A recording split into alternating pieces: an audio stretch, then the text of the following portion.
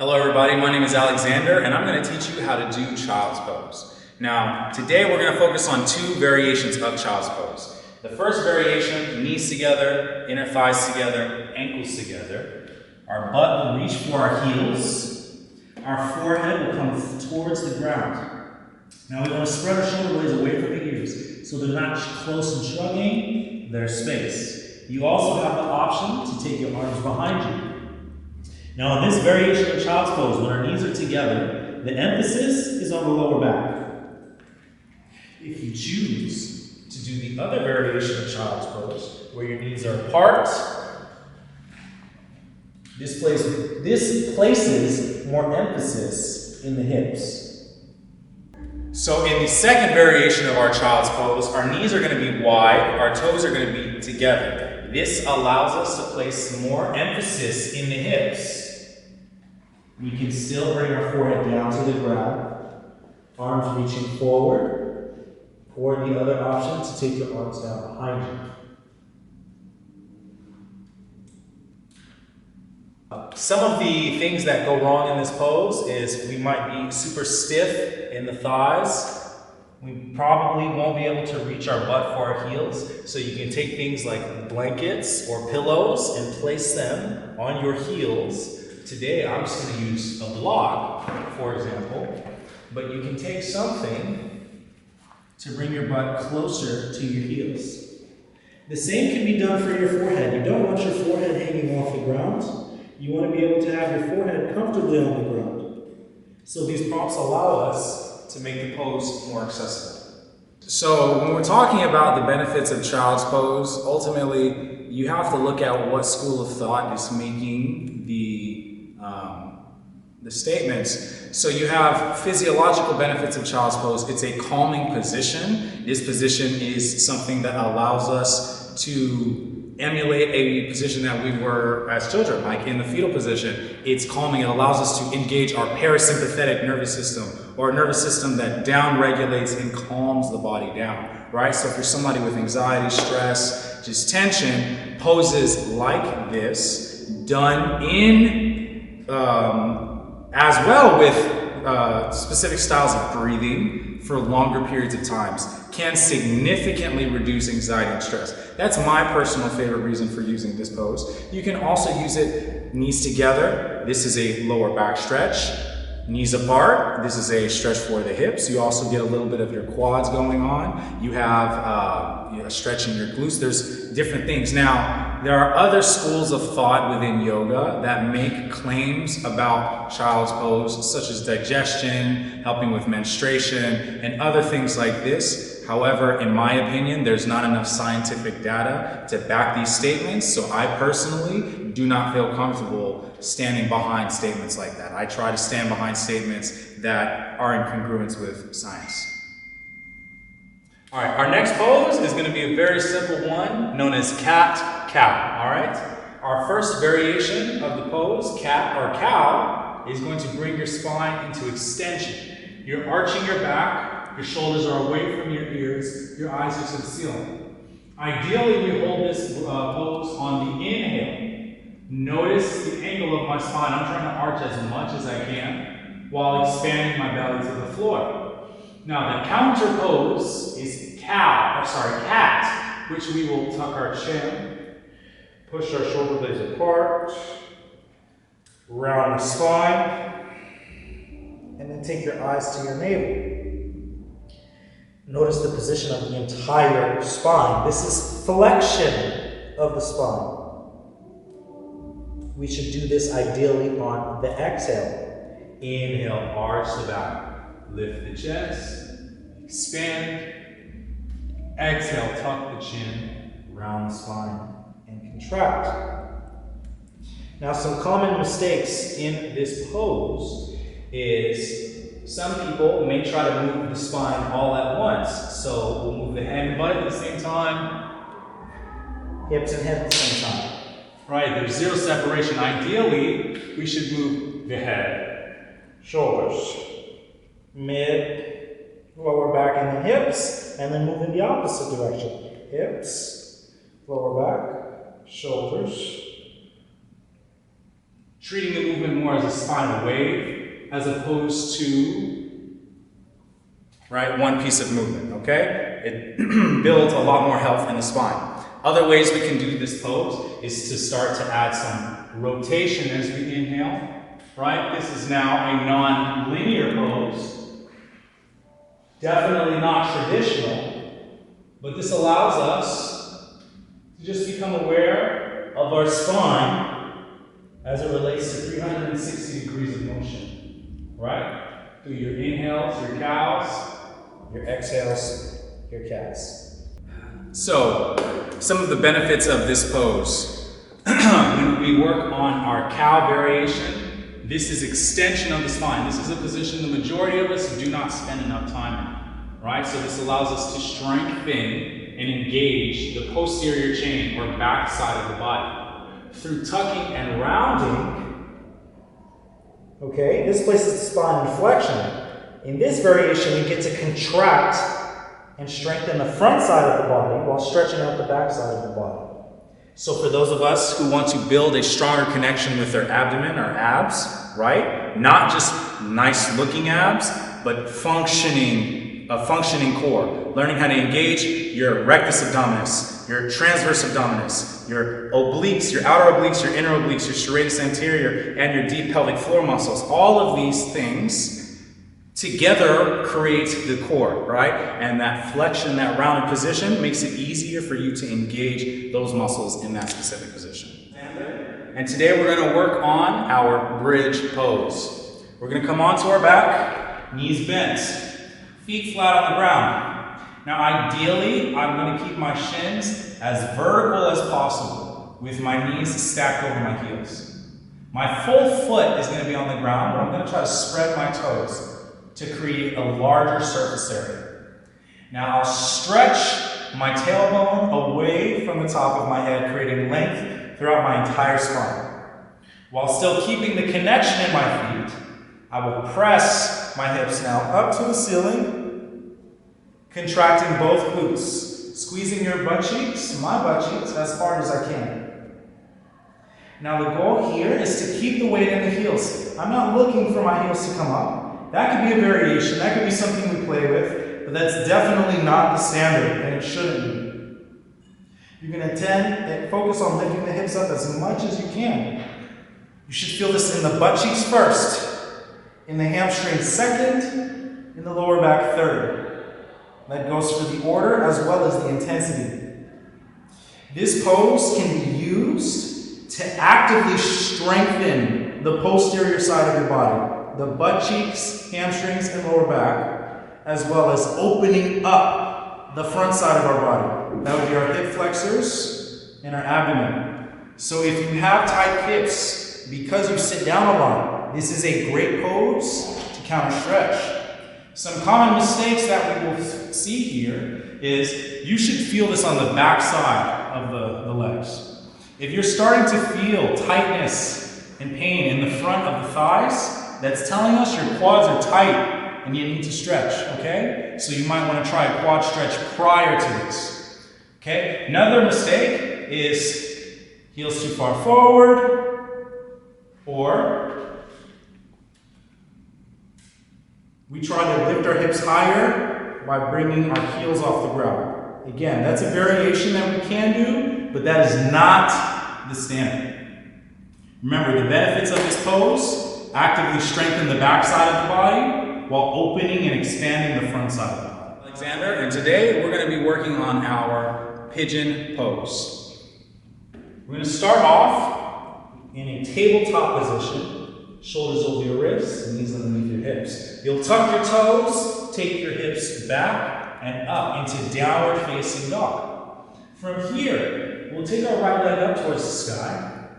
Then shift your weight forward, bringing your right knee towards your right elbow. Then externally rotate your leg so that your right ankle comes over to your left hand. You'll then bring the left leg down onto the ground and start to scoot your hips back. Now, depending on your flexibility, ideally, the butt cheek of the bent leg comes on the ground. But as you can see, my leg doesn't do that. So one of the things I will need to do is place a block underneath my butt cheeks so that I can comfortably come down. Some common mistakes in this pose is we'll shift all of our weight into the front leg. You will see that if I took my hands off the ground, I would probably roll over to the dominant leg. You want to keep your weight even on both sides. The more parallel your shin is to the front of the mat, the more challenging this is going to be. And you can come down onto your forearms. Maybe bringing your head down to the ground. Now in this position, we are opening up the externally rotating muscles on the front leg. So we feel this in our piriformis, our glute medius, a little bit on that outer hamstring.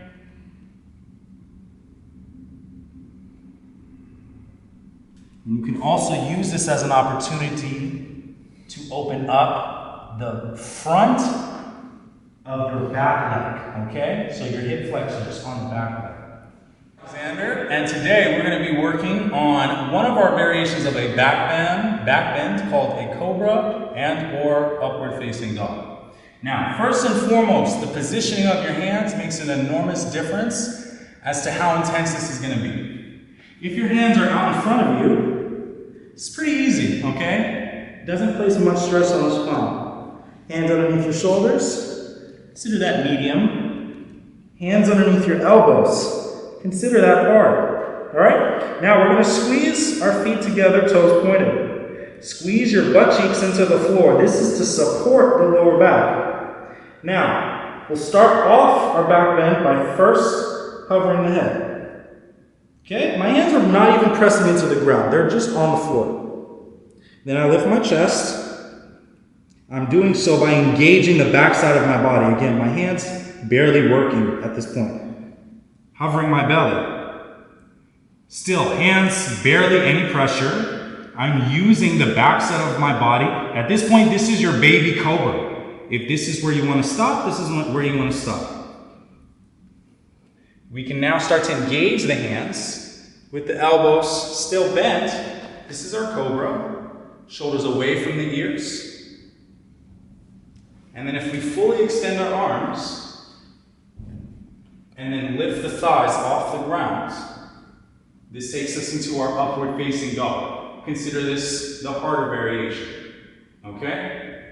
Still squeezing your butt cheek to expand the entire front side of the body. This pose strengthens your triceps, strengthens your chest, strengthens your shoulders.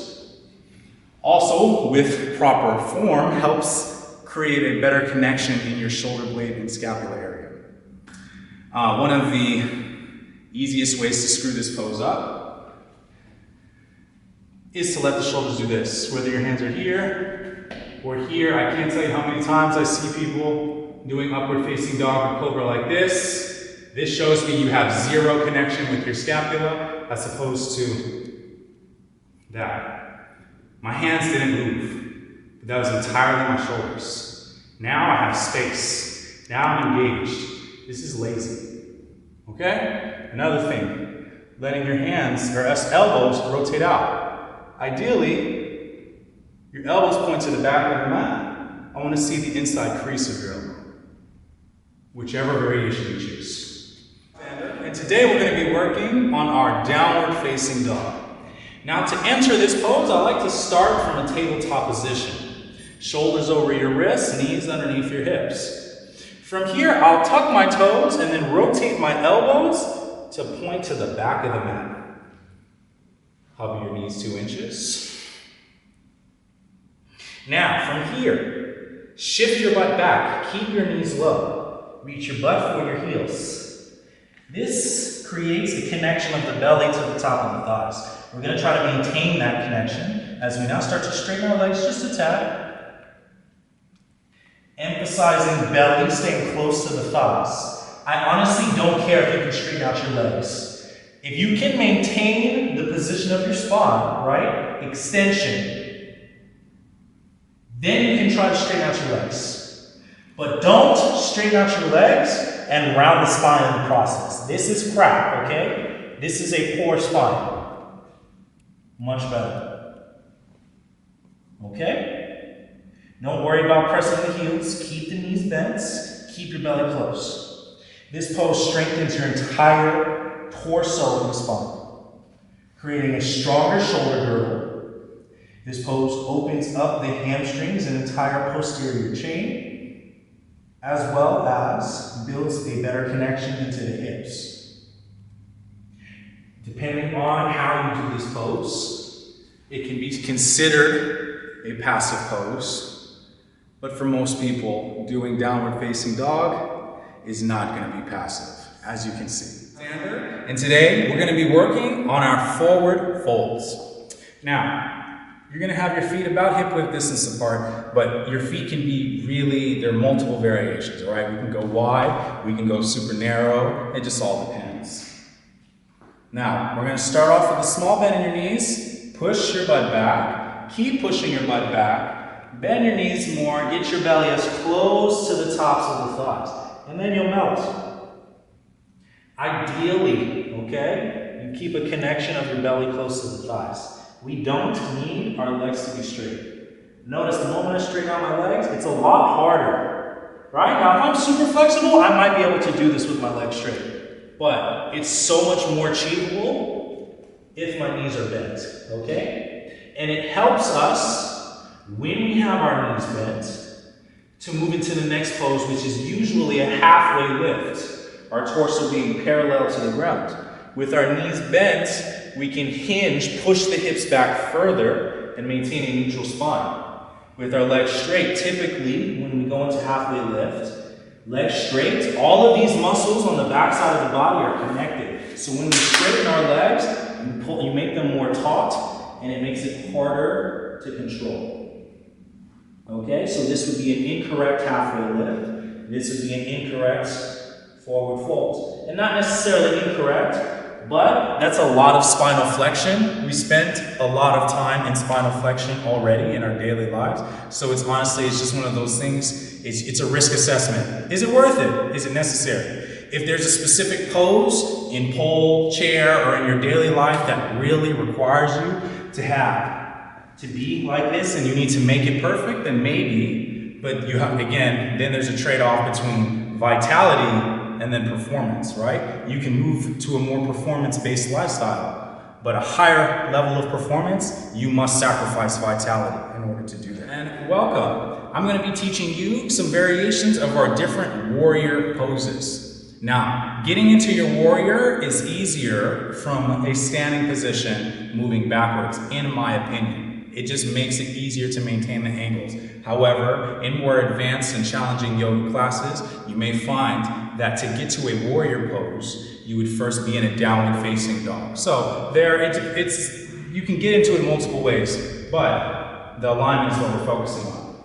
Now, our first variation is our crescent warrior pose. I'm going to have all the weight in my right foot. I'm going to take a big step back with my left foot, keeping my left heel off the ground. Now the goal is to maintain a vertical right shin. My hips will want to rotate, so my right hip shifts forward, my left hip shifts back, but I am going to do the opposite. I am going to keep my hips squared. I am going to keep my knees stacked, engaging my right hamstring to control my shin so that my knee doesn't rotate inward, okay? Then from here, I will squeeze my left butt cheek as hard as I can. Variation to bend the knee, that's fine, but still squeeze the left butt cheek, or you can straighten out the left leg. Then from here, we take our arms up and over our head. Now in our traditional warrior, we're not arching. You may move there. That may be something that you move in later, but we do want to be able to maintain a neutral spine first, with the shoulders away from the ears. Not shoulders creeping, not arching off the back, or allowing our torso to round. Now some common mistakes here.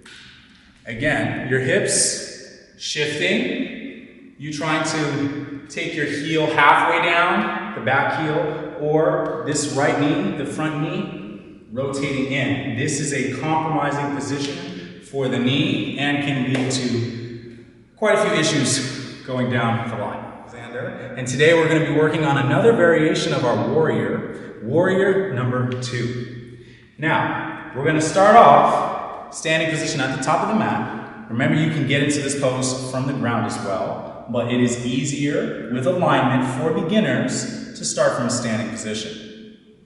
We're going to step our left foot as far back as we can. Now, if we're looking at our feet, we're on railroad tracks, okay? Not a tightrope. We do not want to be on the same line. If we have poor balance, expand the width of the railroad tracks. Now I'm still going to keep my right knee stacked over my right ankle. I'm going to pull my right hip back, okay? And maintain the connection in this right hamstring. But now I will pivot my left heel down, okay? Now from here, if I look at my right heel, it should either bisect the center of my left arch, if I'm going for a little bit more narrow, or if I need to go a little bit wider, my right heel should hit the back of my left heel. Now my hips will press to the long side of the mat, while my right knee moves away. Then my right arm reaches forward, shoulders away from the ears, left arm reaches back. Can you keep your gaze over your right middle finger? This pose creates a strong foundation in the legs, working on external rotation of both hips, contracting and strengthening the glutes, as well as your ability to stabilize that front knee.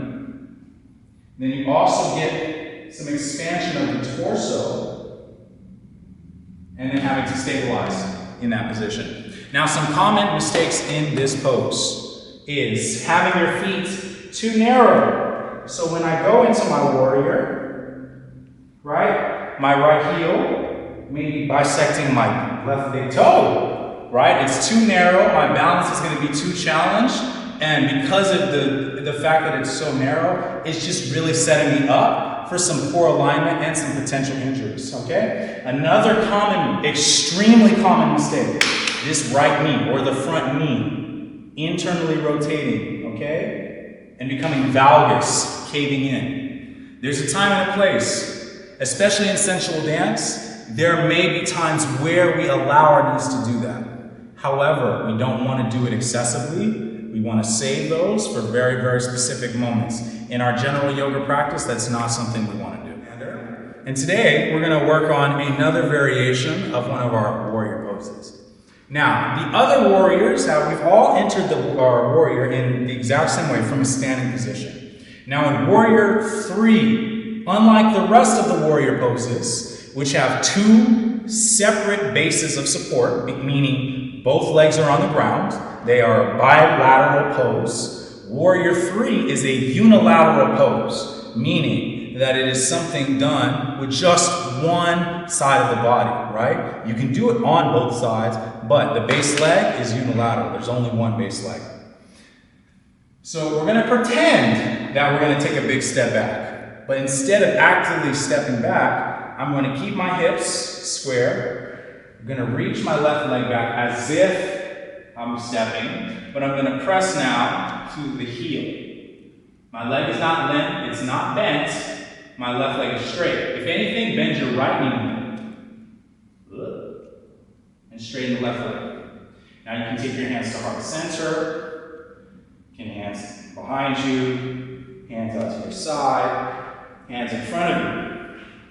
Some common mistakes here is you'll see people start to try to stack the left hip higher, and you'll notice that the left foot will rotate out. Keep the foot to the floor. You'll also see people start to bend the left leg too much, or make their life too difficult by keeping their right leg straight. The front leg, you don't need to keep it straight. Bend it, allow yourself to access the hip a little bit more by bending that knee, and then you'll have substantially more balance. Another common mistake same as with all of the other warriors, is knee valgus. So if I have flat feet or I have a weak glute muscle, my foot is going to collapse, which will cause my knee to internally rotate and become valgus. So I need to focus on creating that external rotation, that outward rotation of my hip, at my hip and foot, to maintain stability versus staying limp and then letting your knee cave all the way. And today we're going to be working on one of our most fundamental lunges of them all, the runner's lunge. Now, as I've told you before, it's easier to start off from a standing position just because it's easier on the knees. It's more challenging, but it is available to start from the ground as well. We're going to start with our right leg, standing on our right leg. I'm going to step my left foot as far back as I can while maintaining my knee stacked over my ankle. Now, for right now, I'll bring my palms down, but I may have my hands on blocks or on my fingertips. I'm going to make sure I pull my right hip back, squeeze my left butt cheek, charge up this left leg. Now, can you hover your fingertips? This allows us to maintain a little bit more length in our spine, because if we force our hands down, you see it's almost impossible not to curve your spine, right? I can do it, it's achievable, but look what happens to my spine. If I come up onto my fingertips, it just gives me a few more inches, and it allows me to have a little bit more space in the ribcage. Now again, make sure that you keep your hamstring on this right leg engaged to maintain this vertical shin. Common mistakes, just like all the other variations of a warrior, your knee caving in, your knee shooting forward, your heel lifting up. I see so many people doing runner's lunge and their heel is off the ground altogether, okay? These are all super unnecessary. With our runner's lunge, we strengthen our single leg balance and strength. Even though it is a bilateral exercise or pose, both legs are on the ground, it's almost like a 1.5 leg exercise. It's an intermediary step between having 2 legs in a stable position and 1 leg in a stable position, okay?